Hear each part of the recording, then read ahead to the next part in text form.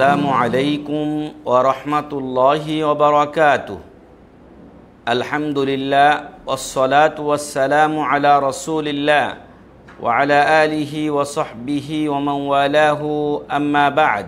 فعن أبي هريرة رضي الله عنه أن رجلا قال للنبي صلى الله عليه وسلم أوصني قال لا تغضب فردد مرارا فقال لا تغضب رواه البخاري رحمه الله। সম্মানিত দর্শক শ্রোতা, আপনারা দেখছেন ইহয়াউস সুন্নাহ টেলিভিশন দারসুল হাদিস, আমাদের নির্বাচিত কিতাব হাদিসে আরবাইন আন-নাওয়িয়া, ইমাম মুহিউদ্দিন আন-নাওয়ি রাহিমাহুল্লাহ রচিত হাদিসে আরবাইনের 40টি হাদিস আমরা ধারাবাহিকভাবে আপনাদের সামনে পেশ করছি। আলহামদুলিল্লাহ 16 নম্বর হাদিস, 17তম দার্স আজকে আপনাদের সামনে আমরা পেশ করছি ইহয়াউস সুন্নাহ টেলিভিশনের মাধ্যমে। ঐক্যের সাথে সুন্নাহর পথে অবিরাম পথ চলা, এই প্রত্যয় নিয়ে আমাদের ইহয়াউস সুন্নাহ টেলিভিশনের শুভযাত্রা। আশা করি আপনারা আমাদের সাথেই থাকবেন। সম্মানিত দর্শক শ্রোতা, আজকে আমরা যে হাদিসটি আপনাদের সামনে পেশ করলাম, সেই হাদিসটির বিষয়বস্তু হচ্ছে রাগ না করা, নিজেকে সংযত রাখা। এ বিষয়ে আজকের হাদিসটিতে আলোচনা করা হয়েছে।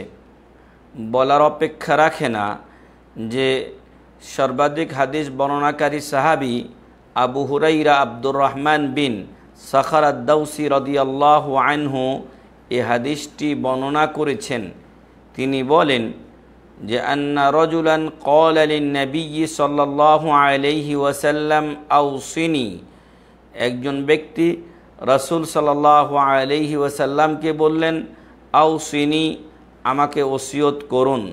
তাহলে এখান থেকে বোঝা যায় যে বড় ব্যক্তিদেরকে ওসিয়ত করার জন্য অনুরোধ করা যেতে পারে, যেমনটি সাহাবী রাসূল সাল্লাল্লাহু আলাইহি ওয়াসাল্লামের কাছে ওসিয়ত তলব করেছিলেন।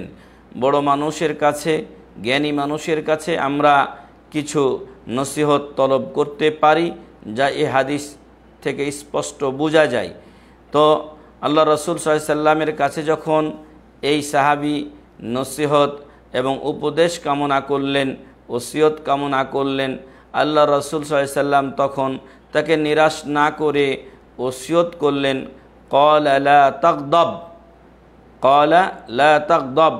আল্লাহ রাসূল সাল্লাল্লাহু আলাইহি ওয়াসাল্লাম উক্ত সাহাবীকে নসিহত করতে গিয়ে, ওসিয়ত করতে গিয়ে বললেন, তুমি রাগ করিও না, তুমি রাগ করিও না।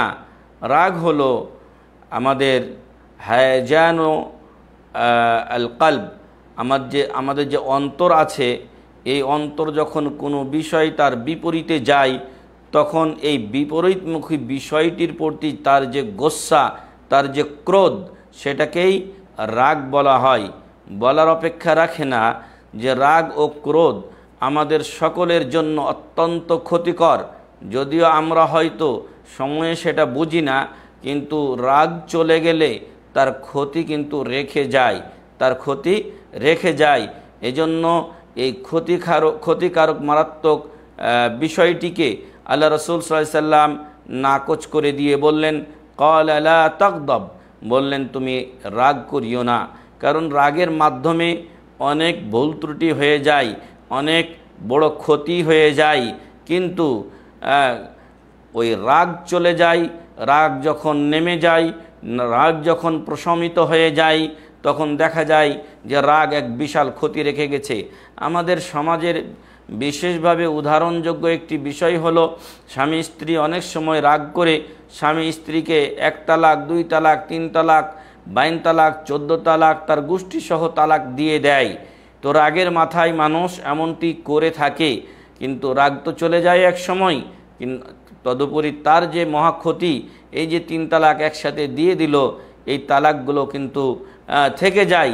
আর আমাদের হানাফি ভাইদের কাছে 3 তালাক একসাথে দিলে 3 তালাক বলেই গণ্য হয়।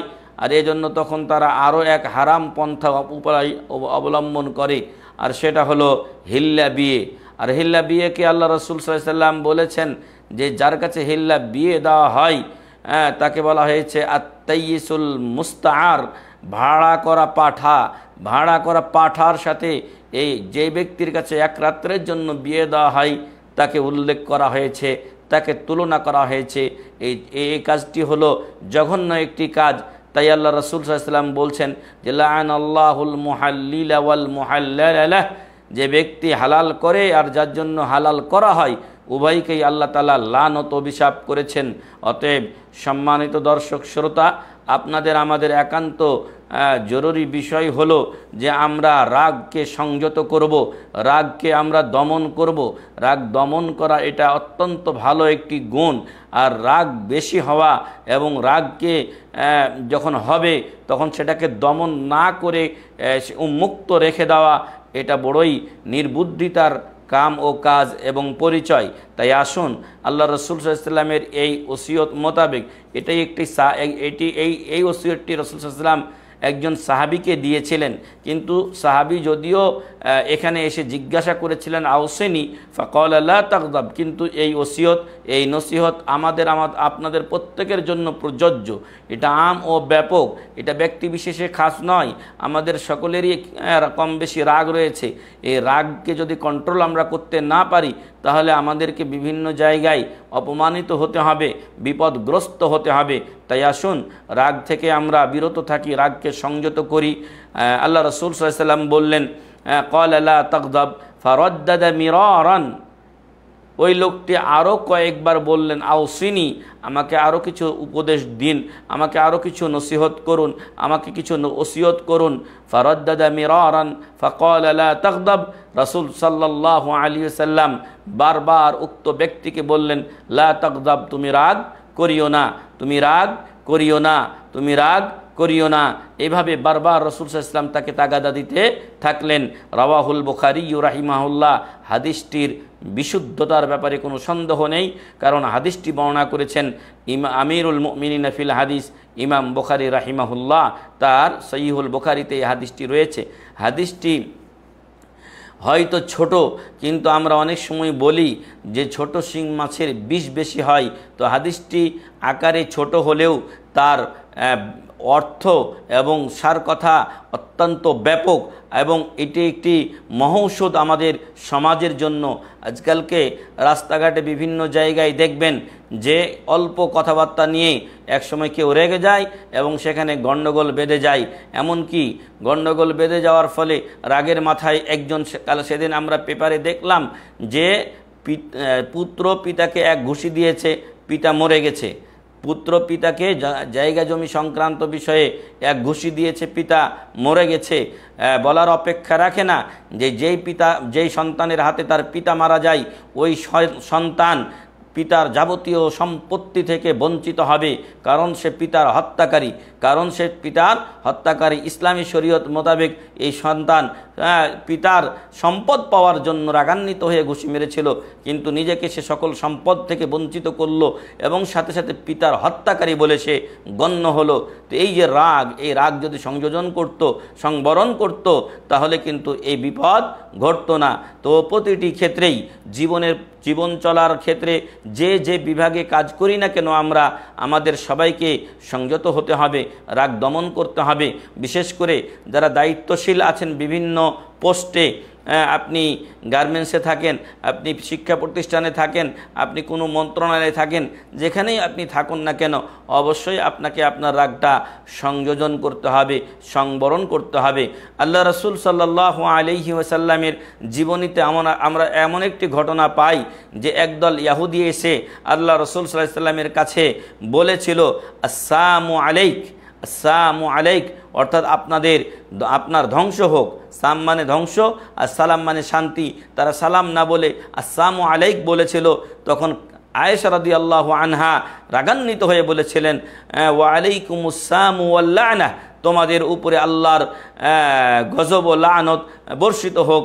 তখন রসুল সাল্লাল্লাহু আলাইহি সাল্লাম বলেছিলেন, রিফকান ইয়া বিনতাস সিদ্দিক, হ্যাঁ হে আবু বকরের সিদ্দিকের মেয়ে একটু শান্ত হও। তখন আয়েশা রাদিয়াল্লাহু আনহা বলেছিলেন যে আপনি কি দেখেননি যে ওরা আসসালামু আলাইকুম না বলে আসসালামু আলাইকুম বলেছে?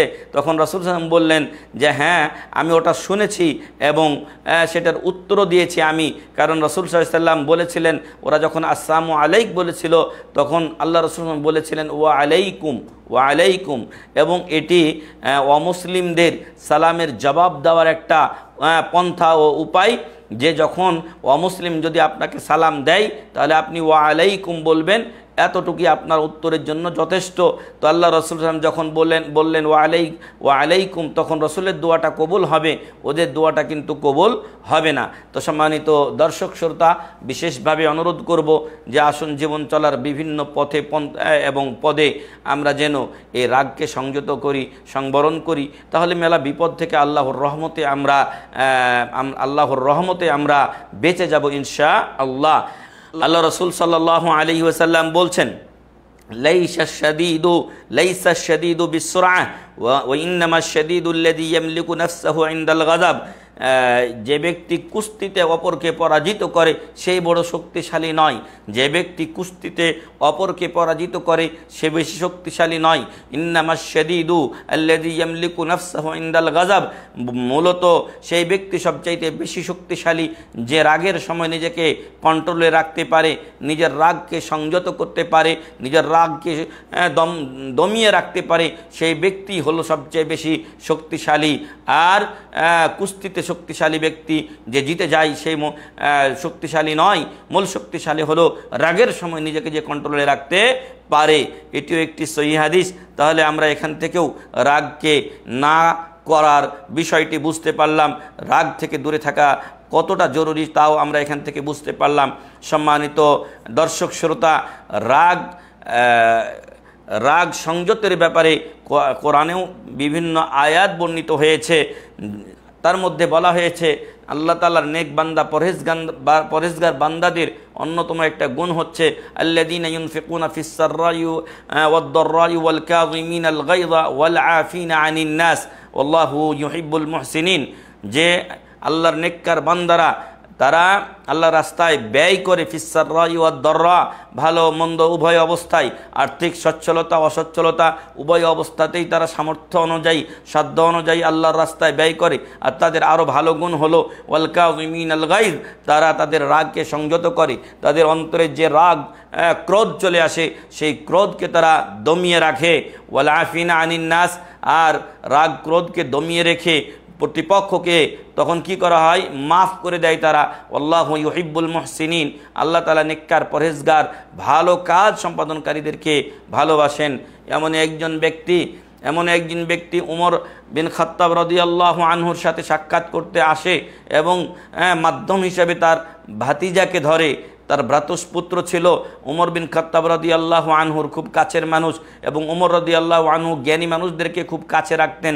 সে তার বয়স কম হোক আর বেশি হোক তাকে কাছে রাখতেন তার এলেমের মর্যাদার দরুন।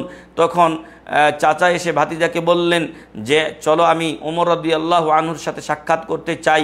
তো ভাতিজা সহজ সরল মনে, যেহেতু উমর রাদিয়াল্লাহু আনহুর কাছে তার একটা অবস্থান রয়েছে, তাই তিনি চলে গেলেন। কিন্তু চাচা গিয়ে উমর রাদিয়াল্লাহু আনহুর কাছে উল্টা সিধা কথা বলল যে আপনি আমাদের প্রতি ইনসাফ করেন না, আপনি আমাকে আমার এলাকার দায়িত্বশীল বানিয়ে দিন। এতে উমর রাদিয়াল্লাহু আনহু অত্যন্ত রাগান্বিত হলেন, চোখ রাঙালেন ভ্রাতুষ্পুত্রের প্রতি। ভ্রাতুষ্পুত্র জ্ঞানী মানুষ, বুঝতে পারলেন উমর রাদিয়াল্লাহু আনহু রাগ করেছেন এবং তিনি এই চাচার বিরুদ্ধে কোনো অ্যাকশন নেওয়ার জন্যই তিনি প্রস্তুত হচ্ছিলেন। এমত অবস্থায় ভাতিজা সে জ্ঞানী মানুষ, তিনি বললেন যে মহান রব্বুল আলামিন মহাগ্রন্থ আল কুরআনুল কারীমে বলেছেন যে খুদিল আফওয়া ওয়া'মুর বিল উরফি ওয়া'রিদ আনিল জাহিলিন। হে আমিরুল মুমিনিন, আল্লাহ তাআলা বলছেন যে আপনি এরকম লোক যারা হয়তো মূর্খ মানুষ বুঝে না, অপরের রাগের কারণ হয়ে যায়, তাদেরকে আপনি ক্ষমা করে দিন, ভালো কাজের আদেশ করুন। ওয়া আরিদ আনিল জাহিলিন, এবং মূর্খদের থেকে মুখ ফিরিয়ে নিন, মূর্খদের কথাই কান দিতে যেন না। তারপর বললেন, ভ্রাতুষ্পুত্র ভাতিজা বললেন, ওয়াহাদা মিনাল জাহিলিন, আর এই লোকটা হলো আমার চাচা, হলো সে জাহিলদের অন্তর্ভুক্ত, অতএব আপনি তার দিকে তার কথায় কান দেবেন না।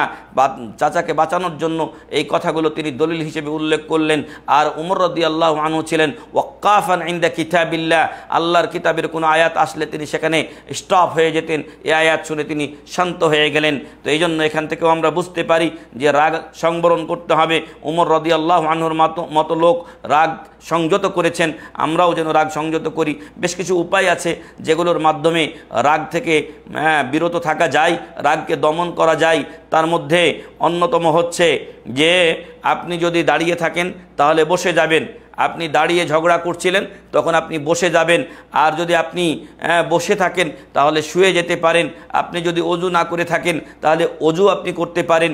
আর সর্বোপরি আপনি পড়তে পারেন আউযু বিল্লাহি মিনাশ শাইতানির রাজিম, কারণ রাসূল সাল্লাল্লাহু আলাইহি ওয়াসাল্লাম একজন ব্যক্তিকে রাগান্বিত অবস্থায় পেয়ে বলেছিলেন, আমি একটা কালিমা জানি, একটা শব্দ জানি, একটা বাক্য জানি, যদি এই লোকটা পড়ে তাহলে তার রাগ চলে যাবে। আর সেই কালিমাটি তিনি বললেন আউযু বিল্লাহি মিনাশ শাইতানির রাজিম। তো আসুন সম্মানিত দর্শক শ্রোতা, ইহয়া সুন্নাহ টেলিভিশনের সাথে আপনারা থাকুন এবং নিয়মিত আমাদের এই দারসুল হাদিস সহ প্রশ্নোত্তর এবং অন্যান্য দার্সগুলো দেখুন।